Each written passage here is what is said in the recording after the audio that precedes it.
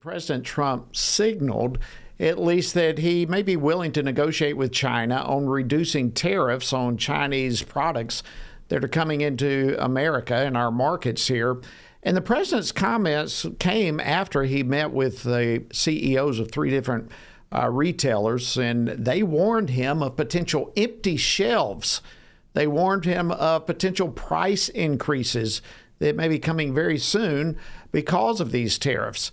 So might that meeting have softened the president's tone on China? Or is there something more going on? Well, here to discuss this is Spencer Morrison.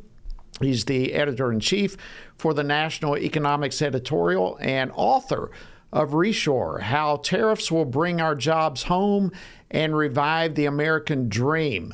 His X handle, by the way, is at RealSPMorrison. Encourage you to go check that out. Spencer, welcome back to Washington Watch. Thanks for joining us. Oh, it's my pleasure to be here. Thank you very much.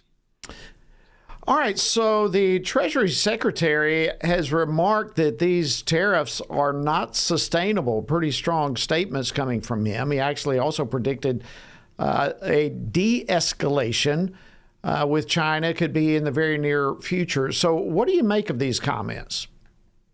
Well, frankly, the comments are conflicting. We heard earlier today from the White House that there would be no unilateral reduction in the tariff rates. So we're getting different messages from different groups. But I think one thing that's stood through all of this is President Trump's insistence that tariffs are the way to go. And on that point, I wholeheartedly agree with the president.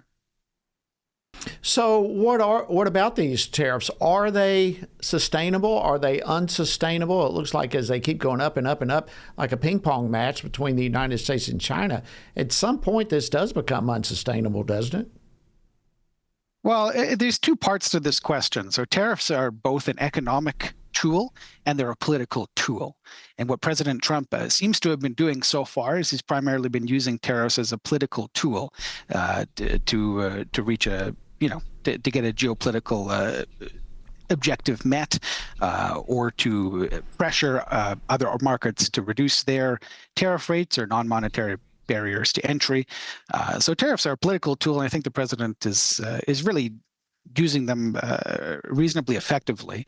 I think in the long run, though, what we need to do is impose relatively significant tariffs, but make sure that they're predictable and that American companies who are looking to invest in America, or even foreign companies that want to invest in America, they need to know that they can count on a baseline level of tariffs. So I think a lot of what's going on right now is so it's the art of the deal. It's negotiation, and I think things are going to cool off, and we're going to see a more I won't say sensible, but maybe a more measured response to tariffs. But part of that's going to depend on how China reacts, right? A negotiation is a two-way street. So depending on how China responds to the tariff rates, we could see an escalation, we could see a de-escalation, and it's hard to predict because things are changing day by day. Well, and there's no doubt this is a political tool, the tariffs. Obviously, it's also an economic tool, and the president has made it very clear that one of his primary goals is to get a fair deal with China. And I believe, just like you said, I think the ultimate goal is to have something that is predictable, where the tariffs go down, but not to zero, but they go down. Is that a good strategy? Is that something you think he's moving in the right direction? Well, I think President Trump is the last and greatest chance for American industry. The reality is that America has been running a large chronic trade deficit every year since 1974. The cumulative value of that trade deficit is over $25 trillion. $25 trillion that was invested abroad in China and Mexico and Europe rather than in America. So that's a tremendous amount of money and opportunity cost. On top of that, the trade deficit, we've been building factories abroad. Over 60,000 American factories have shut down and they moved mostly to China. And with that, American companies invested about $2 trillion in China to build the factories. On top of that, when an American company moves to China, the price of entry is actually to surrender all of their technology. American companies have to partner partner with a Chinese clone corporation that takes all of their technology, their workers get trained up, and after they've been doing the job and they've learned how to build the products, they set up their own companies. I mean, look at Huawei. Huawei is now, it's one of the biggest smartphone producers. It's 100% built off of stolen American technology. 100% built off of stolen tech. The value of stolen tech is about $10 trillion. So America really has funded the rise of China, and we haven't got due compensation from it. So decoupling from China is not really, at this point, an economic luxury. It's a question of existential threat to America. Great point. I think you're spot on with that. And it all does depend on how China is going to respond to all of this. In fact, they came out basically... It seems as though they are expressing willingness to negotiate, but at the same time, they're saying stop putting so much pressure on us. So it's going to be very interesting. Let me shift gears real quickly to the meeting President Trump had with the CEOs, and we've only got a short time. They warned prices going up, if I may just empty make one shelves. comment. The Chinese are lying.